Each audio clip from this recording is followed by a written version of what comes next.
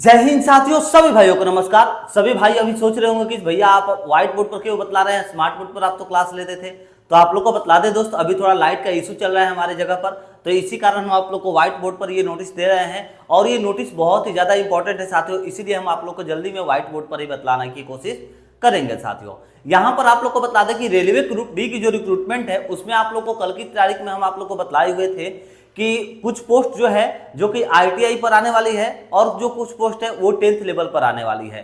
तो इस सेशन में हम लोग उसी पर चर्चा करने वाले हैं कि कौन सी पोस्ट जो है जो कि रेलवे ग्रुप डी में आप लोगों की टेक्निकल पोस्ट रहेगी यानी कि आईटीआई पर आएगी, और कौन सी जो पोस्ट है जो कि नॉन आईटीआई पर रहेगी यानी कि सिर्फ 10th पास वालों के लिए वैकेंसी आएंगी। तो चलिए साथियों, बिना किसी देरी के सेशन को स्टार्ट किया जाए और इस वैकेंसी से रिलेटेड हम आप लोग को फुल इन्फॉर्मेशन भी प्रोवाइड कराएंगे कि ग्रुप डी के फॉर्म को अप्लाई करने के लिए आप लोग को कितने पेमेंट लगेंगे। आप लोग को तो अच्छे से मालूम होगा ही कि 1 लाख प्लस सीटों पर आप लोग की रिक्रूटमेंट अभी निकल करके आएगी, ऐसा अभी जो है रेलवे के महासचिव के द्वारा एक प्रेस कॉन्फ्रेंस में बोला गया है। तो आप लोग की सीटों की संख्या बहुत अच्छी खासी देखने को मिलेंगी।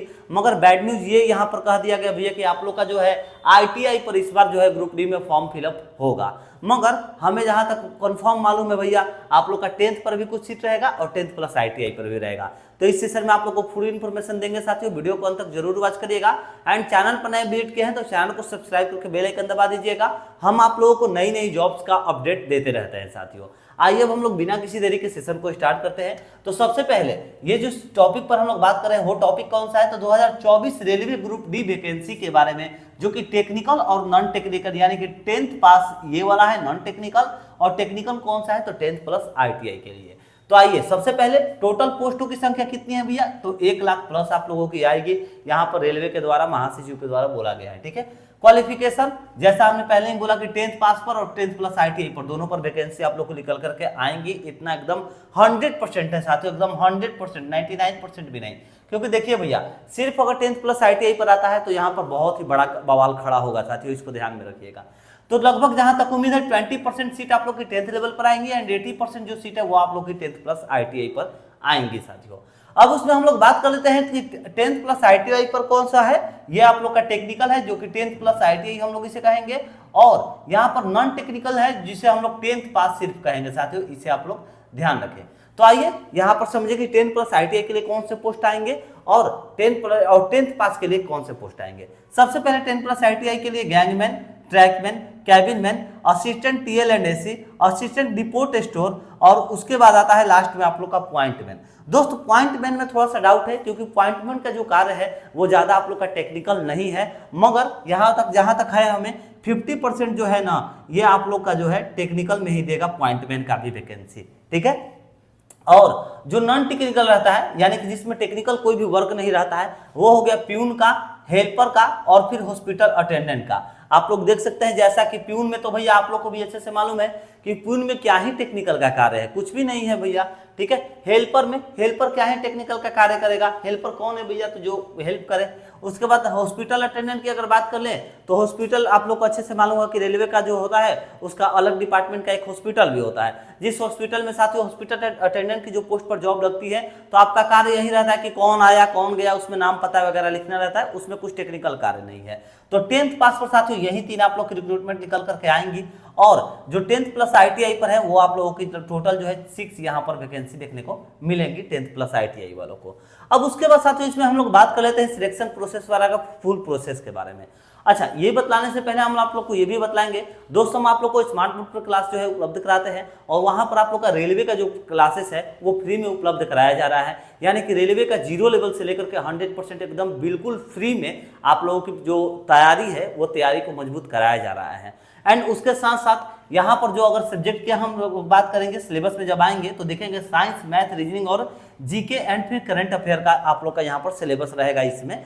तो साथियों यही सिलेबस आप लोग का रेलवे के सभी एग्जाम में है, जैसे एएलपी टेक्नीशियन हो गया, एएलपी में भी है, टेक्नीशियन में भी है, आरपीएफ में भी देखिएगा आप लोग तो यही सब सिलेबस है, एनटीपीसी में भी आप लोग का यही सब सिलेबस रहता है। तो साथियों ये सब सिलेबस का आप लोगों के लिए एक इंपॉर्टेंट पीडीएफ भी हम उपलब्ध करा दिए हैं, जिस पीडीएफ में साथियों आप लोग को टोटल जो है ना 30 के प्लस क्वेश्चन देखने को मिलेगा, 30 के प्लस।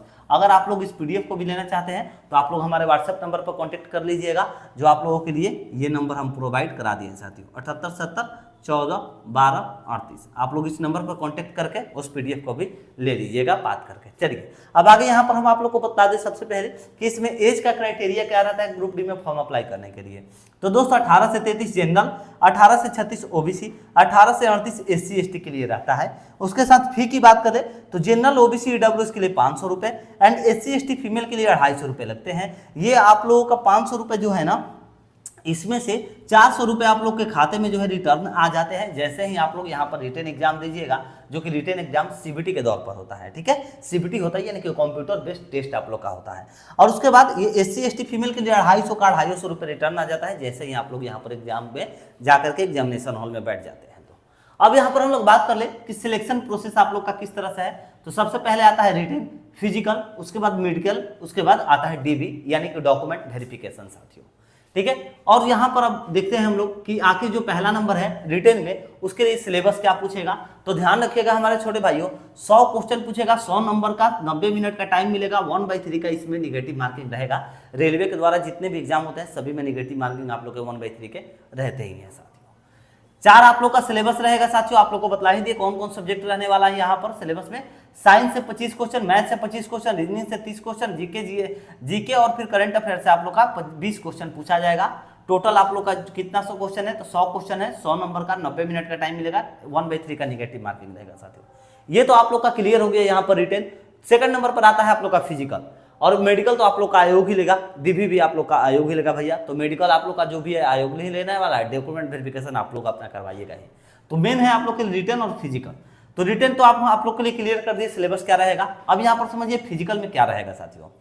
तो फिजिकल में एक साइड देखेंगे हम लोग मेल के लिए, दूसरी साइड देखेंगे फीमेल के लिए। तो देखिए मेल के लिए जो है कैरी करना है, कोई भी वेट आप लोग को जैसे दे दिया जाएगा, उसमें जैसे मिट्टी हो गया, बालू हो गया, कुछ भी रहेगा, 35 kg का वो वेट रहेगा। वेट उठा करके आप लोग को 100 मीटर की रनिंग करनी होगी साथियों, 2 मिनट का आप लोग को टाइम दिया जाएगा।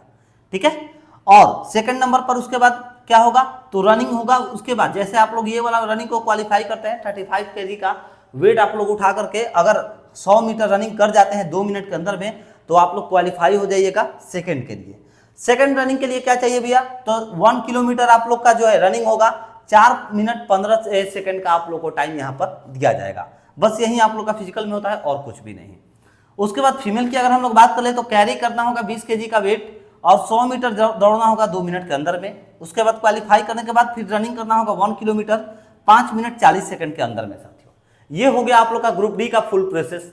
अगर दोस्त आप लोग को ये इन्फॉर्मेशन अच्छी लगी होगी तो आप लोग से निवेदन करेंगे प्लीज आप लोग वीडियो को शेयर कर दीजिएगा अपने दोस्तों मित्रों के पास। एंड इससे रिलेटेड आप लोग के मन में कुछ डाउट्स हैं तो हमारे डिस्क्रिप्शन में टेलीग्राम का लिंक है, टेलीग्राम पर ज्वाइन हो जाइए, वहां पर कमेंट करिएगा, मैसेज करिएगा।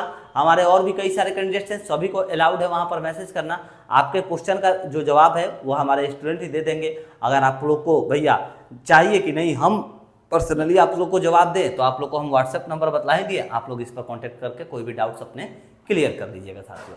अच्छा, सबसे बड़ा चीज ये फॉर्म कब से अप्लाई होगा, तो ये फॉर्म साथियों आप लोग का अक्टूबर से अप्लाई होगा, इसे भी आप लोग ध्यान रखिएगा।